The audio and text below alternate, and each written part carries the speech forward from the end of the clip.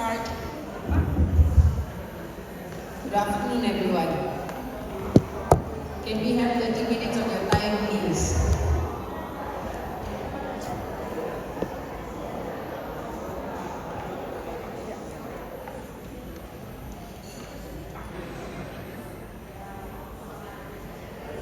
Today,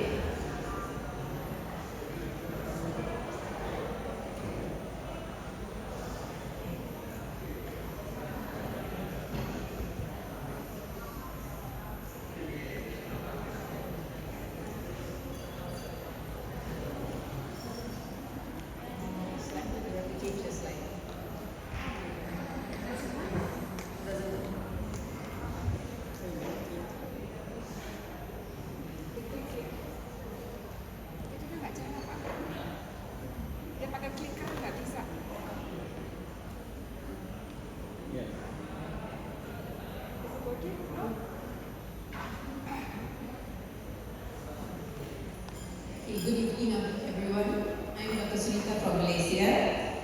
Let me give you an overview of precision probiotics. I'll do the presentation and Dr. Leroy will be taking the questions. Next. So what are probiotics?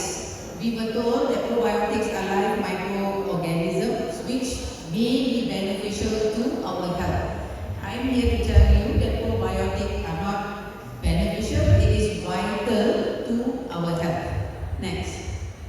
So a probiotic is actually a live microbiome and it feeds on the prebiotic or the food which we eat. The probiotic will consume the foods which we eat to produce a metabolite which is vital to our health. Next. We have probiotics everywhere. We have them on the skin, in our gut. We have it everywhere in the body. The reason why we call the gut the second brain because we have the most number of microbiomes in your gut. 95% of all microbiomes are in your gut. Next. So you have trillions of microbiomes all over your body, which is a combination of bacteria, fungi, protozoa and viruses. These microbiomes digest the food to the simplest form to produce metabolites which are vital to sustain life. Next. Why are these probiotics so important? It is because of the immunomodulation aspect that we need to consume the correct probiotic for the correct diet which you are consuming. Next. So now that you understand the probiotic is needed, which one do you think that you need? That is the key question to the presentation today, that probiotics have got different strains. Next. So you have got the lactobacillus, you've got the bifidobacillus, you've got so many probiotics. What actually do you need? Next. The reason why we need a variety of probiotics is because the microbiomes are in axis with all the organs in your body. That means that the gut has got a gut-brain axis, a gut-heart axis, a gut-lung axis, a gut-skin axis, and it supports your metabolism. Each microbiome has got a specific strain which will support one function of your body. Next. So each microbiota will produce one single metabolite which will be able to sustain the function of your body. Next. I give you an example. Okay? We all eat eggs, but we don't understand that this egg has got something called lecithin. Unless you have the microbiota which can convert lecithin into phosphatidylcholine, it is useless for you. Why? Because phosphatidylcholine is used for cleaning out the soft plaques with your arteries. So unless you have phosphatidylcholine in its basic form, you will not be able to clean the plaques from your arteries.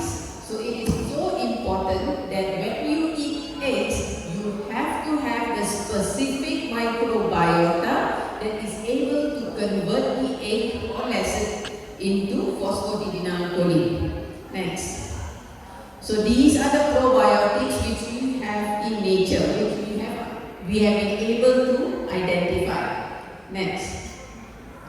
You must understand, when we speak about probiotics, there is a genus, there is a species, and there is a strain. So we all know lactobacillus, we all know bifidobacillus, but we don't understand that there are specific strains, and each specific strain will produce one single metabolite to sustain one single function.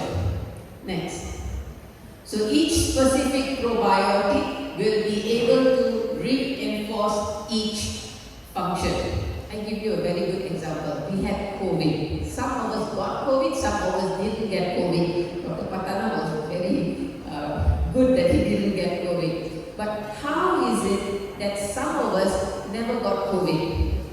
Most of the time, if you understand probiotics after this presentation, you will understand that each strain produces a single metabolite. So, if you have been eating cheese, especially blue cheese and cheese have got the probiota which is able to maintain the gut-lung axis.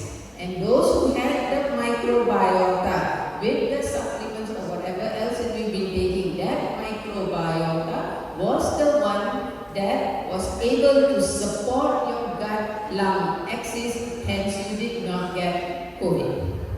Next. So probiotics are live bacteria. It feeds on the food which we eat, and it produces a postbiotic or a metabolite that we are able to use by the organs. The combination of this is what makes our immune system strong. Next. So, next question is, how do I supplement these probiotics? Let me just tell you a small thing. We have 40 trillion microbiomes in our gut. If you understand 40 trillion microbiomes, we cannot supplement probiotics. We have to consume the foods which have the probiotics that is able to ferment in our gut to support the gut microbiota.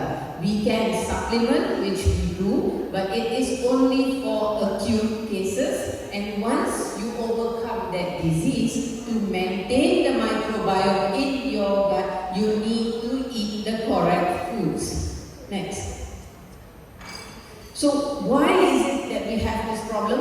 We have a lot of problems. We have microbes, we have our famous medications, we have stress, we have diet, we have aging. All these factors point towards a gut dysbiosis. Next. So the efficacy of the probiotics in your gut is host-specific and strain-specific. Next. How do you know that you have a problem? How do you know that you have a problem with your microbiota? If we are unable to test, then we look at whether we have a disease.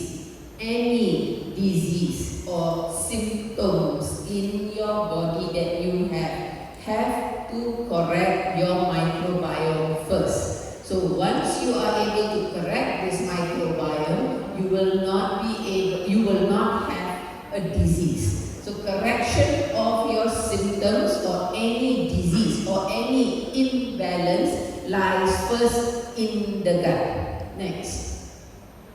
So we bring the gut into balance. What is balance? Balance means you need 85% of good bacteria versus the bad bacteria. There's no such thing as I need more good bacteria, I need less bacteria. No, it has to be in balance. You cannot have good bacteria only or bad bacteria only. You have to maintain a balance. That's why we supplement the probiotics, because we want to maintain this tandem of balance. Next. So once you consume the probiotics, you want to know whether it's working. You bought a bottle of probiotics, you started to take it, and you want to know whether it's working. how do you know whether this probiotics is working? You have to see the reason why you were supplementing the probiotics in the first place. Let's say you were having a skin problem, eczema, psoriasis. Let's say you had acne, you have PCOS. Everyone will tell you you need hormones, you need everything else. Yes, you do. But you also need to make sure the gut is balanced. Unless you balance the gut microbiota, you will not be able to overcome any symptom that you have. Next. So, I can't afford probiotics, or I'm far away from Jakarta, somewhere else. How do I get my probiotics? Very simple. We have lived on earth for so long. We've been getting our probiotics from the food. Any carbohydrate food which undergoes fermentation will have probiotics, and it is that probiotics that will supplement the strains in your gut. Next. So probiotic foods are always foods which have been fermented. Why fermentation? Because fermentation activates the microbiome spores into live bacteria, and these live microorganisms will last anywhere between 4 to 7 days in your gut. So now you understand you need to replace or you need to consume probiotic foods on a daily basis so that there is diversity in your gut. Next. So overall picture, we need the microbiomes. The microbiomes come from the carbohydrates which you are eating.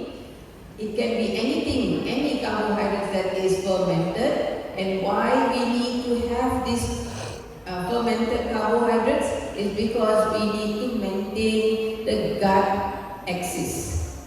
Any disease you see, you need to maintain the gut axis first. Next. So, comes to the question, is a ketogenic diet good for you?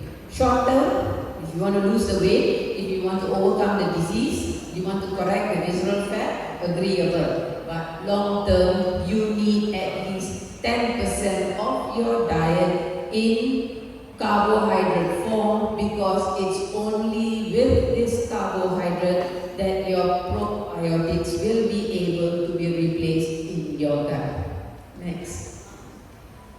So now that you understand we need a balanced gut, what is a balanced gut? It needs to achieve 85%. It needs to be in total bacterial count, and it needs to be diversified. Each probiotic will have one strain. Each strain will produce one metabolite. So if you understand that, you need to also understand you will need to eat 50 to 60 servings of carbohydrate per week.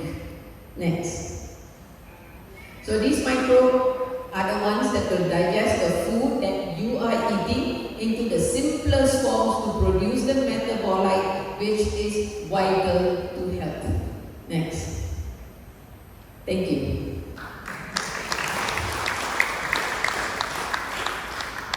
So now that you understand the overview of probiotics, let me pass over the mic to Dr. Leroy